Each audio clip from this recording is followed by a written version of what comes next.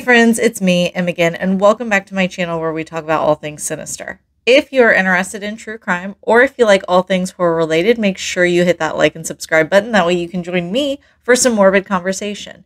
And on today's episode, if you stick around until the end, we actually have a little bit of bonus content at the end. When I was researching this case, something came up in my research that kind of connects to this story, but only slightly. It's not actually related to this story at all, but it is a piece of true crime that I did find kind of interesting and has a bit of an interesting connection here. It's not a big enough story to actually do an episode on its own, so I do want to mention it in this story, but it'll be at the end because it in no way, shape, or form is connected to this case. They just have a really weird trivial piece of interesting connection between the two. And so stick around to the end and we will talk about that one real quick. Okay, before we get into this story, I am going to preface this story with a disclaimer. The perpetrator in this story is a trans woman. Although they are a horrible person, I believe all people are owed basic decency and basic human respect. Not only that, I believe the trans community is owed decency and respect. So despite the fact that this person is a horrible person, I will be referring to their preferred pronouns. And their preferred pronouns are she and her. It is important to note, only for one small part of this story, that they were, at the time of this case, presenting as a cisgendered male. And that is important to note. You'll see when we get to that point in the story, it has a little bit of influence on the story. And so I will be noting it, but I will be referring to her as her and she in my storyline. There are a few things that I absolutely do not tolerate, and this is one of them. I will not accept any bigotry. I will not tolerate any transphobia. None of that. It stops here. Don't bring it to the comments. If you bring it to the comments, it will be deleted. I am very passionate about equality, about equal rights for everyone, and that's just not something I'm going to tolerate. So even though this person's a shitty person, this person is a shitty person because they're a shitty person. Has nothing to do with their identity or their transition. And we're going to respect that. I'm only bringing it up because, in my opinion, when I researched it, it is important to know that at one point this person presented as a cisgendered man. You'll see when we get into it. Anyway, now that that's out of the way, let's get into today's story. So our story actually begins with Thomas and Jackie Hawks, a retired couple that had spent their entire married life pinching pennies and working their asses off so that way they could retire early and enjoy retirement together. And that's what they did. Jackie was 47 years old and Thomas was 57 years old. They retired, they sold their homes, and after saving up every penny that they could for the last couple of years, they actually ended up buying a 55-foot yacht that they called the Well-Deserved.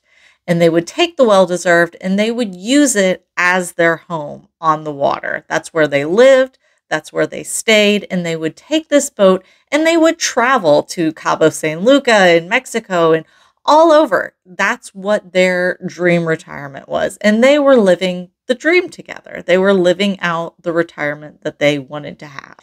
Now, they did this for about 2 years. And after 2 years, Thomas's son, Ryan, would call them and let them know that they were pregnant and they were going to be having their first child together and that Thomas was going to be a granddad for the first time. And in essence, Jackie was going to be a grandma for the first time because Jackie was Thomas's second wife, but she had been with him for so long that she helped him raise his 2 boys from teenage years until adulthood, they felt like family together. They acted like family together. They loved like family together. She was just as excited as Thomas was to be stepping into this grandmother role. Say hi, Grandma.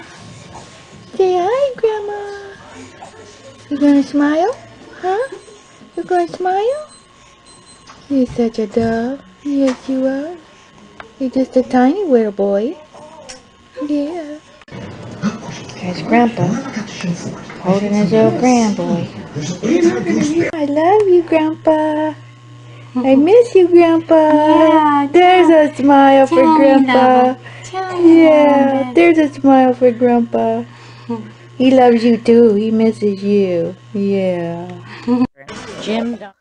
So when that happened, they decided that they were going to put down roots in Arizona where their family was and where they had retired from, and they were going to move back onto land. And in doing so, they made the decision to sell the well-deserved. When they made this decision, they wanted to save a little bit of money in the process. So rather than hiring a broker to help them sell their boat, they figured they would just do it themselves. And they listed the boat in yachting magazines for over $400,000. So it was listed, and actually pretty quickly, somebody called about the listing and wanted to take a look at the boat. So the person who wanted to buy the boat actually met up with Thomas and Jackie at the docks to take a look at the boat. And at first, Thomas and Jackie were a little leery. One, this was a very young person. And like I said, the boat was listed for over $400,000, an astronomical amount of money, especially for a young person to have. And the person said that they had cash, which is even weirder that they wouldn't be looking to take out a loan for the boat. So one of the things that Skylar actually told the couple was that the reason why she had the money to afford this purchase was she was actually a former child actor and had even appeared on the Mighty Morphin Power Rangers when she was a kid.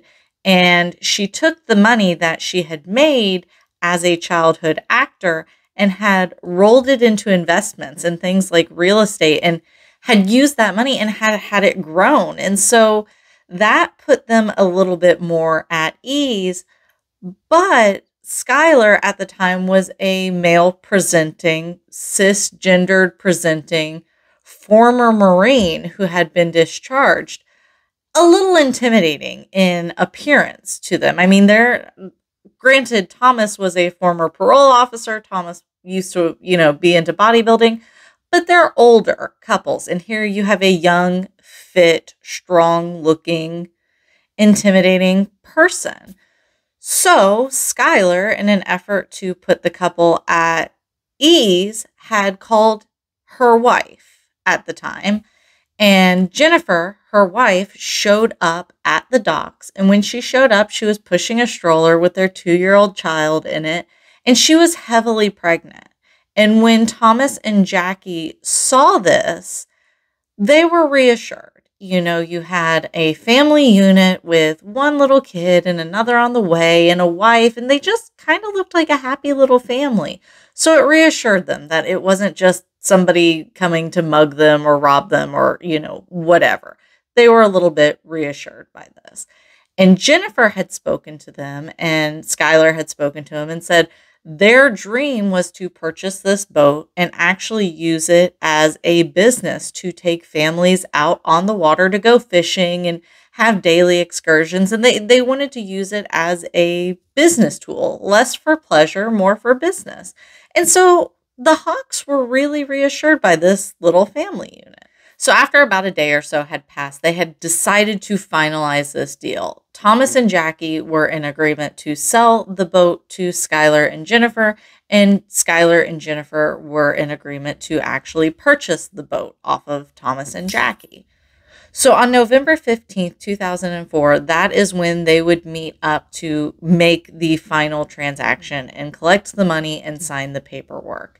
When Thomas and Jackie made it to the docks where the Well-Deserved was docked, they were met by Skylar, but Jennifer wasn't there, which she was heavily pregnant. She had a little girl already. It's not so bizarre that she wasn't there. Skylar had with her two other men, and one was just kind of an aide, and then the other one was someone that Skylar had introduced as her accountant. Someone who handled all her business transactions, had handled her money decisions and money transactions, had been with her basically since she was a childhood star and since she had investments and stuff. That was her accountant. And so everything seemed all good. Thomas and Jackie seemed all good with this transaction. Now, before actually wanting to finalize this deal, Skylar had one request, and that one request was to undock the boat and take it for a sea trial, where they took the boat out on the water and kind of just essentially a test drive for a boat. She wanted to make sure that the boat drove fine and operated fine and that there were no issues. And this didn't seem unusual. They agreed, hey, yeah, sure, let's take the boat out one last time before we finalize this transaction. Again, nothing fishy. Seems pretty by the book. So things began to grow weird as the next day came and went, and friends and family had not seen or heard from Thomas or Jackie. And family and friends began to get worried. Not only that, but Thomas and Jackie's SUV was missing. It wasn't at the dock. It wasn't at home. It was gone. Originally, they thought maybe they were out celebrating. They sold the Well-Deserved. They got all this money. Maybe they took the car and they went out and they celebrated. You know, they are still retired. That's not unusual. A little weird that they're not answering their cell phone, but whatever. Now, after a week of no contact to any friends, to any family, no answering their cell phone, things got to the point where it was way too concerning to just let things go without looking into it. And independently, Thomas's two sons, Matt and Ryan, had both contacted a woman named Trisha Schutz about their parents. And they contacted Trisha because Trisha was a family friend. But since Thomas and Jackie traveled so much, and sometimes they were out of the country, sometimes they were in the country, she was the one who handled all their money for them. She handled any kind of bills that needed to be paid because they weren't always readily available to handle those kind of situations. So Matt and Ryan contacted her and said, hey, about a week ago, Dad and stepmom had sold their boat. Have you seen that money? Has any of that money come into their accounts? And Trisha said that it hadn't, which we've got red flags going up all over the place. There was no sign of them, no sign of the car, and now no sign of the money. It had never been put into their accounts. So they're growing super concerned. Friends and family are growing very concerned about Thomas and Jackie. So at this point, now that all their friends and family are very concerned about the well-being of the Hawks, one of their family friends, Carter Ford, would go down to the dock to look for the Well-Deserved. So not only was he a family friend, but he was also the captain of their yacht club. So he knew the Well-Deserved. He knew what it looked like. He was very familiar with it. He had been on it multiple times, and he knew it. And so he found it pretty quickly. And when he found it, it was in disarray. Thomas and Jackie kept great care of their boat when it was in their care. They had protective tarps that they would put up on the boat. They would dock it correctly. And none of this stuff was done. The tarps were all crumpled up and just kind of thrown onto the deck. The docking, the tie on the docking was just very sloppily done. Anchors weren't correctly pulled.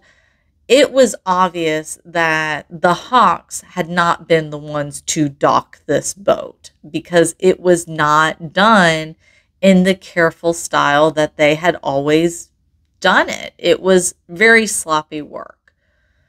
So more red flags. What can you say? More red flags. By this point, they had called and filed a missing persons report on Thomas and Jackie, and they would have the police begin to look into things. On November 29th, police would bring in Skylar Deleon to the station to question her about the transaction and about the purchase of the boat. And Skylar would say, "Yep, me and my wife bought the boat. We paid in cash." She had a proof of purchase that was not only signed, but fingerprinted by the Hawks, bill of sale, everything to be looked in ship shape. So police would ask Skylar where she had gotten the money for the purchase of the boat. Because again, over $400,000, and she's saying that she paid in cash. And Skylar would tell the police that she had gotten the money from drug sales, as well as for a burglary that she was caught for previously. So they already knew about that. So since, other than obviously selling drugs and burglarizing, nothing to the Hawks case, nothing about the sale of the boat seemed to be wrong. I mean, she had the signed bill of sale right there with their signatures on it. She said that she had given them cash, and they didn't even have anything else. I mean, there was nothing really pertaining to Skylar that they could hold her on for that situation, so they let her go. But despite letting her go, they would still keep an eye on her and Jennifer just from afar. They couldn't officially hold her, but they did keep an eye on her and her wife to see if something turned up. Thomas's oldest son, Ryan, would end up going on air and on TV, essentially doing a conference pleading for information about his dad and stepmom and trying to find them. On TV, he would not only describe his parents and their mannerisms and their appearance, but he would also describe the missing SUV. And it was a good thing that he did, because someone would actually call in Baja California down in Mexico and report that they saw the missing SUV. Not only would this person call to report that they had found the missing SUV, but they said that the SUV was dropped off at this location. But it wasn't dropped off by Thomas or by Jackie Hawks. It was dropped off by Skylar Deleon. They described her perfectly. That was who dropped off the SUV. So now police are even more suspicious of Skylar and Jennifer and the way that this transaction went down. Shortly after this information about the SUV came out, Jennifer and Skylar would be found at a bank trying to access the Hawks' bank account.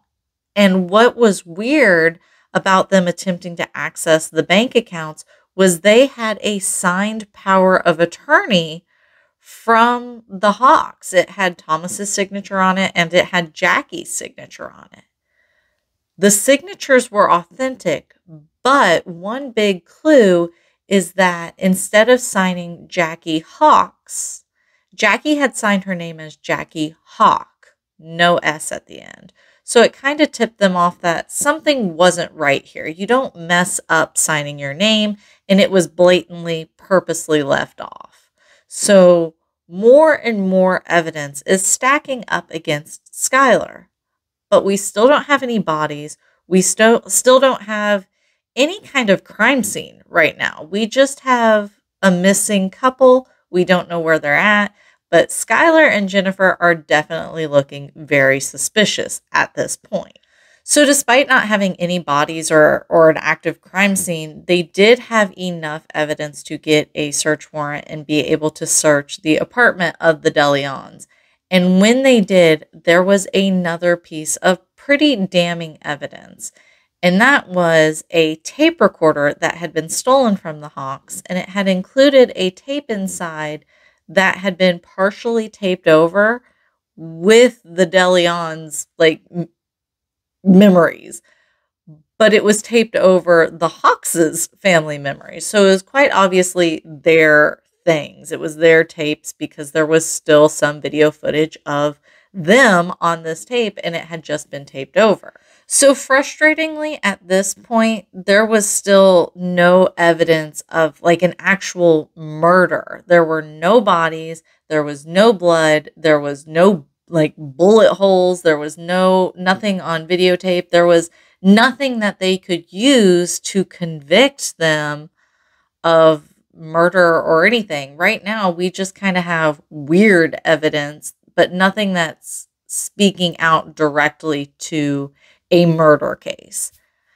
And that was until Alonzo McChain came forward. And Alonzo McChain is one of the two men that was on the boat the day that they took the well-deserved out to sea for that sea trial. McChain originally fled the country and went to Mexico after being out on the sea trial, but he would end up coming back to the U.S. and he would end up serving as a witness and giving testimony to an absolutely heartbreaking story. So according to McChain, Skylar had recruited him to help steal from the Hawks family, and she had promised him $1 million once this plan was successfully completed. And she had told McChain that the Hawks were bad people, and that's why they were targeted, which is not true. The Hawks were great people. I mean, they were just lovey-dovey retired goofy grandparents. I mean, I've seen the home videos. They were good people. They weren't bad. On the way to the sea trial, McChain and Deleon would pick up John Fitzgerald Kennedy. And yes, that is his real name. He is John F. Kennedy, but not a president. He was actually a former gang member, and he had already served prison time for attempted murder. But they would pick him up because he would be playing the role of the accountant when they were being introduced to the Hawks. He would be the accountant. So once they were aboard the Well-Deserved and out on sea, they were able to separate Jackie from Thomas and get one of them downstairs and one of them upstairs. And McChain would be partnered with Jackie, while Thomas would be upstairs with Deleon and with Kennedy.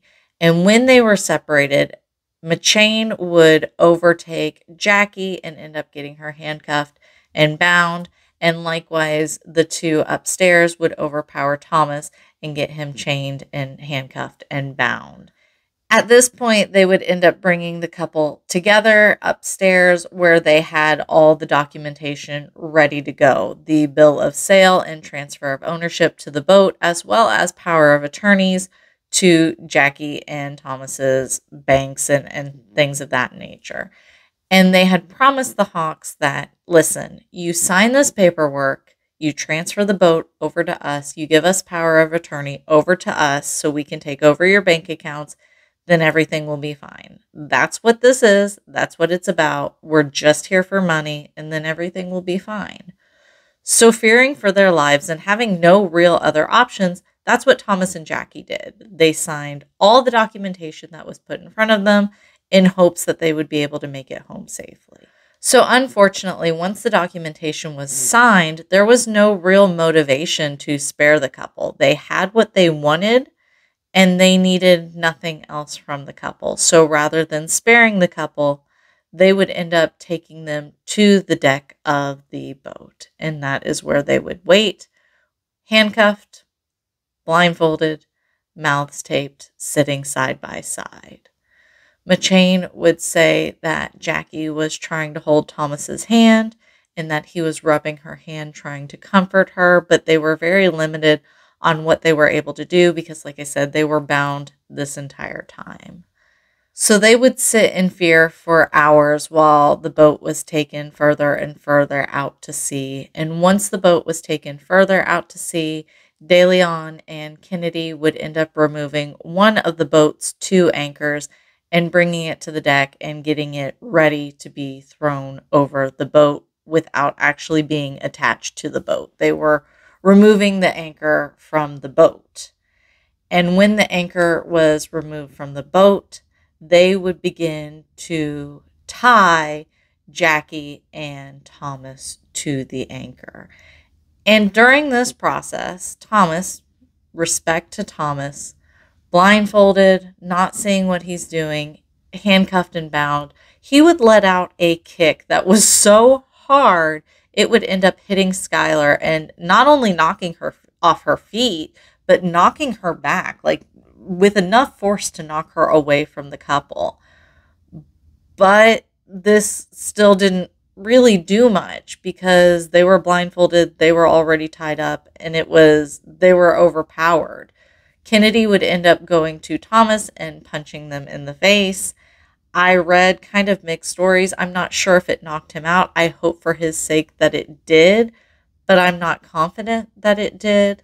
Now, after they were completely tied and secured to the anchor, Skylar and Kennedy would take this anchor and throw it overboard, with both people still being alive. Jackie for sure was conscious. Nothing. No care in the world. They just threw them off the boat tied to an anchor, and there they sank and drowned. Once police received this information, they would end up getting more and more new evidence to hold against the 4 people involved in this case. That evidence included finding a receipt for things like bleach and trash bags, basically a crime cleanup kit. They would be in contact with a notary who had notarized all this paperwork and had accepted $2,000 to backdate the paperwork and notarize it without Thomas and Jackie being there. And now with all this evidence and with this firsthand account of the story, arrests would be made, and McChain would be arrested, as well as Kennedy, Skylar, and Jennifer would all be arrested for the murder of Thomas and Jackie Hawks. Jennifer and Skylar ended up getting a divorce, and because of that, Jennifer would go to trial as Jennifer Henderson, and on November 17th, 2006, she would be found guilty of 2 counts of murder after a jury deliberated only 4 hours.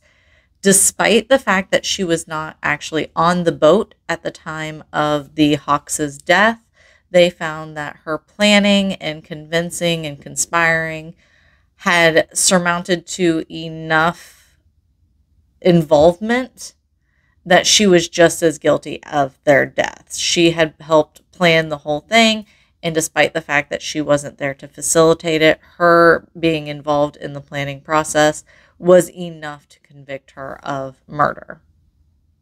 So with this conviction, on October of 2007, she would actually be sentenced, and she would be sentenced to 2 life sentences, one for Thomas and one for Jackie, without the eligibility of parole.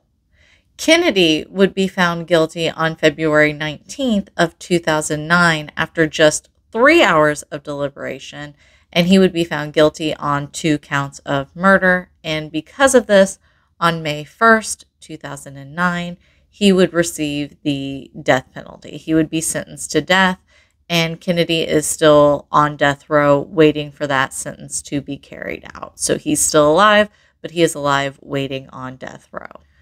So McChain was actually a pretty critical witness in this case, and it was because of him that a lot of movement on this case was made. So with that being said, he was given a deal, and instead of pleading guilty to murder, he pled guilty to 2 counts of voluntary manslaughter, robbery, and kidnapping. And because of this, he was sentenced to 20 years and 4 months in prison. He was first eligible for parole in September of 2021, but from my research, he didn't seem to get it. It seems like he is still in prison serving out the remaining bit of his time. So finally, we get to Skylar Deleon, and Skylar would end up getting charged with more crimes while she was in jail waiting to stand trial. And the crimes that she was charged for while she was in her waiting period was the attempt to solicit murder of her cousin and of her father. And so allegedly, the reason why she attempted to solicit the murder of her cousin and of her father was in 2003, she had killed someone named John Jarvie, and her cousin and her father were not only accessories to that murder, but also key witnesses to that murder. So supposedly she had attempted to solicit their murder so that way she wouldn't get caught for the murder of John Jarvie. But they would end up tacking the John Jarvie case onto the case with Thomas and Jackie Hawks, and they would try all three murders at one time. On October 20th, 2008, she would go to trial, and after a little bit of deliberation, she would be found guilty of all three murders. And because of this, she would also be sentenced to death. And like Kennedy, she has not been put to death yet. She is still on death row awaiting her sentencing to be carried out. But she will be getting the death penalty for the deaths of three different people. So the bodies of Thomas and Jackie Hawks have yet to be found, and supposedly this was financially motivated as far as committing this crime. Jennifer and Skylar were tremendously in debt. They had a lot of bills that were stacking up, and they had another kid on the way. They were poor and struggling and running out of options. Skylar also had commented that she was wanting to pay for gender reassignment surgery and didn't have the money for that. And so their motivation was financial. McChain agreed that his motivation was also financial. He wasn't working, he was out of job, he was struggling himself, and he was promised $1 million. All he had to do was help with this, and so his motivation was financial as well. However, not that I'm condoning any kind of murder, because murder's bad. I mean, we're all here. Murder's bad, obviously. But what an evil way to go about doing it. If you're just financially motivated, why would you pick such a cruel, horrible, terrifying way to do it? They literally strapped a mamaw and a papaw to an anchor and consciously threw them overboard to drown to death. I mean, how terrifying. Poor Thomas and Jackie. They had a brand new grandbaby, and they had what a horrible way to go. I mean, there's more humane ways. Again, not that I'm condoning any kind of murder, but do you not have the decency to, like, I don't know, knock them out, drug them up, put a bullet in their head and dispose of the bodies? Like, to me, it just seems so terrifying being strapped to an anchor and being thrown overboard and just drowning to death and knowing there's nothing you can do about it. It just seems awful. Like, it seems awful. I mean, it is awful. It is awful. But anyway, I told you there was going to be a little bit of bonus content at the end of this video. And this is what I'm going to get into, and this is why I kind of beat around to the bush at the beginning. So I had heard about this case, Thomas and Jackie Hawks, quite some time ago, and I have a piss poor memory. I don't remember names worth a shit at all. All I remembered was it was something about like a grandma and grandpa who were selling their boat so that way they could be closer to their grandkids, and a Power Ranger killed them. Like, that's where my mind went. I didn't even know what role this person ended up having in the Power Rangers, and it turns out it wasn't even a speaking role. It was like one episode where they were a background character as an extra, but I remembered they were on the Power Rangers, and I remembered they killed a grandma and a grandpa when they were selling their boat. So I Google Power Ranger murder.